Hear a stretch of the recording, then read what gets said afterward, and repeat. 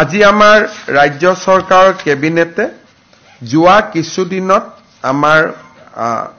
Stock ট্ৰেডিঙৰ নামত যিটো ফ্ৰডুলেণ্ট ট্ৰেনজেকশ্যন হৈছে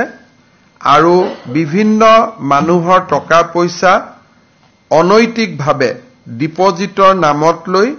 তেওঁলোকে নিজৰ ব্যক্তিগত স্বাৰ্থত ব্যৱহাৰ কৰিছে তেনেকুৱা ৩২টা গোচৰ CBIক দিবৰ কাৰণে সিদ্ধান্ত গ্ৰহণ কৰিছে আৰু এই গোটেই ৩২টা গোচৰ CBI তদন্ত কৰিব। মোৰ যোৱা দিল্লী ভ্ৰমণৰ সময়ছোৱাত ভাৰতৰ গৃহমন্ত্ৰী ডাঙৰীয়াৰ লগত মই আলোচনা কৰিছিলোঁ আৰু তেখেতেও CBIক এই গোচৰ দিয়াত সন্মতি প্ৰকাশ কৰিছিলে আৰু এই গোচৰটো ট্ৰান্সফাৰৰ প্ৰক্ৰিয়া এমাহ সময় লাগিব কাৰণ তেওঁলোকে DOPTৰ পৰা নটিফিকেশ্যন কৰিব লাগিব ইয়াৰ কিছু প্ৰসেস আছে কিন্তু আমি আজিৰ কেবিনেটত এইটো সিদ্ধান্ত লৈছো যে এই গোটেই কেইটা কেছ আমি CBIক দিম আৰু CBI নলোৱালৈকে অসম পুলিচে চাই থাকিব কিন্তু ডিটেইল ইনভেষ্টিগেশ্যনটো CBI কৰিব আৰু আমি আশা কৰিম যে যিমান সোনকালে পাৰি CBI ল'ব পাৰে। আমাৰ মুখ্য সচিবেও ডাইৰেক্টৰ CBI লগত কথা পাতিছে তেওঁ সন্মতি জনাইছে যে আমি কেছ কেইটা ল'ম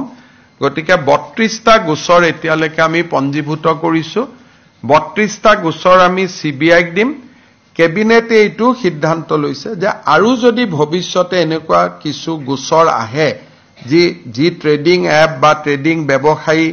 এতিয়াও আমাৰ চকুত পৰা নাই কিন্তু গাঁৱে ভূঞে সৰু সুৰাকৈ কৰি আছে তেনেকুৱা গোচৰ যদি আমাৰ নটিছলৈ আহে আমি তেওঁলোককো এই ৩২টা গোচৰৰ লগত সংযোজিত কৰি দিম যাতে এটা নিৰপেক্ষ তদন্ত হ'ব পাৰে। জুবিন গাৰ্গৰ গীতসমূহৰ ওপৰত আধাৰিত গানে কি আনে নামৰ এটা সুন্দৰ অনুষ্ঠান আপোনালোকৰ ওচৰলৈ আহি আছে অতি শীঘ্ৰে। অহা 15 আগষ্টৰ পৰা ধেমাজিৰ পৰা প্ৰথম অডিশ্যন আৰম্ভ হ'ব আৰু সেই অডিশ্যনৰ যোগেদি বিভিন্ন কণ্ঠশিল্পীসকলে যিসকলে এই অনুষ্ঠানত যোগদান কৰিব বিচাৰে তেওঁলোকে এই অডিশ্যনৰ যোগেদি আগবাঢ়ি আহক আৰু